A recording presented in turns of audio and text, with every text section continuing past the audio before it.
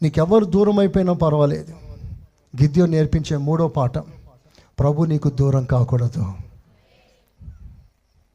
ఇంకొంచెం మంచిగా అనగలుగుతారా? హల్లెలూయా. ఇశ్రాయేలు అందరూ ఏమైపోయారట చూద్దాం ఒకసారి. 2వ వాక్యమా, మళ్ళీ చూడండి ఆ మాట. ఇశ్రాయేలు విత్తనములు విత్తిన తర్వాత మిద్యానీయులు అమాలేకులు తూర్పు నుండి వారును తమ పశువులను గుడారము తీసుకుని మిడతల దండంత విస్తారముగా వారి మీదకి వచ్చి, ఇశ్రాయేలు కొండల్లోను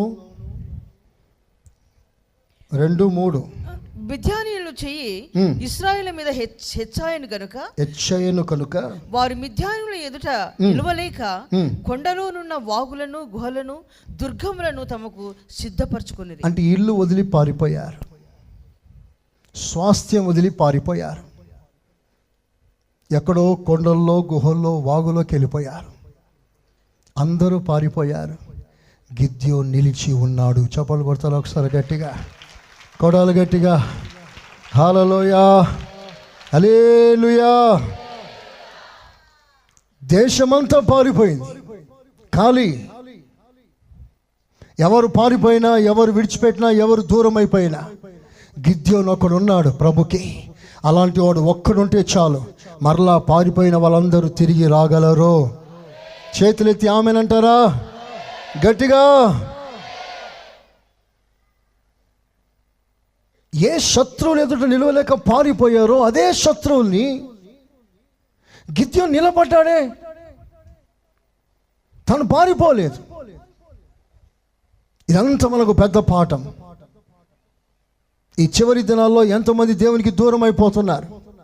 పరిశుద్ధ గ్రంథంలో కొంతమంది భక్తులు పారిపోయారు. మోకాల మీద ఉంటే ఆ గగనం చీల్చుకొని అగ్ని వర్షాన్ని కురిపించిన ఏలియా సహితం ఒక సందర్భంలో పారిపోయాడు. భయం, కలవరం. దేవుడు నాకు విరోధంగా మాట్లాడిన వారి మీద, ఆమె మీద దేవుడు తీర్పు తీర్చలేదే, ఆమెకు శిక్ష రాలేదే అని బాధపడి వెళ్ళిపోయాడట. సిద్ధ మెంటాలిటీ. చాలామందికి అలాగే ఉంటుంది. మనల్ని ఎవరైనా ఏమైనా అంటే వాళ్ళ ఇల్లు స్తోత్రం పాడైపోవునుగాక అంటుంటారు. ఈ మధ్య భక్తుడు ప్రార్థన చేశాడు టీవీలో. ఏమని చేశాడో తెలుసా? దేవా దిగిరా, శత్రువుల దౌడు ఎముకలు ఎరగొట్టు ప్రభా అంటాడు. వాళ్ళ సంతానం అంతా పాడైపోవాలి. యేసుకు విరోధంగా మాట్లాడిన కనుక మాకు ఇలా జరిగిందని ప్రజలు తెలుసుకోవాలి. దాన్ని రికార్డ్ చేశారు, వ్యతిరేకులు రికార్డ్ చేసేసారు. ప్రార్థన జాగ్రత్తగా చేయండి. స్తోత్రం. మన ప్రార్థన మనల్ని కొట్టినా తిట్టినా ఒకే ప్రార్థన. మీకు ప్రారంభం నుంచి అది పునాదిగా మారిపోయింది. క్షమించి ప్రార్థన చేయాలి. చెప్పండి.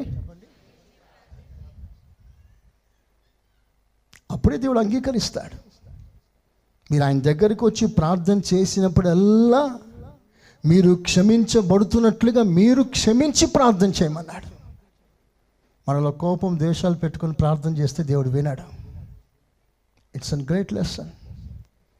గిద్యోను నిలిచి ఉన్నాడు. యోనా పారిపోతాడు. యోనా బాధ అంతా ఏమిటంటే శత్రువులు బాగుపడకూడదు, నశించిపోవాలి. ఇలాంటి వాళ్ళు నిలబడలేరు, పారిపోతారు.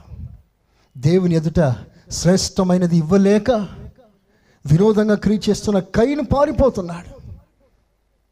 దేవుడు ఏమైనా చేస్తాడా అని నమ్మకం తక్కువైపోయి అన్నీ ఇవ్వగలిగిన స్థాయిలో ఉన్న నయోమి పారిపోయింది ఇంకెక్కడికో.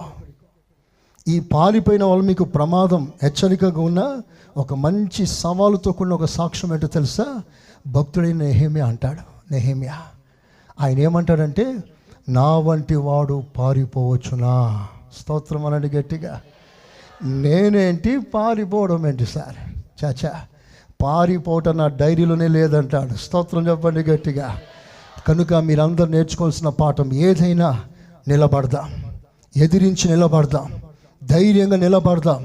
కదలవద్దు, దూరంగా పోవద్దు, సమస్యలకు భయపడవద్దు. ఏది ఏమైనా ప్రభు కొరకు నిలబడదాం. ఆ కృప అనుగ్రహించినట్లుగా చేతులెత్తి స్తోత్రం చెప్పండి. స్తోత్రం, స్తోత్రం. ఈ 3 శ్రేష్టమైన అనుభవాలు, పాఠాలు ఎన్నిక లేని వారిని గనులుగా చేసే దేవుడు. ఏది పోగొట్టుకున్నా ప్రభుతో సంబంధం పోగొట్టుకోవద్దు. ఎవరు దూరం అయిపోయినా నేను దేవునికి దగ్గరగా ఉంటాను. ఈ 3 పాఠాలు మన వినికిడిలో దేవుడు ఆశీర్వదించునుగాక.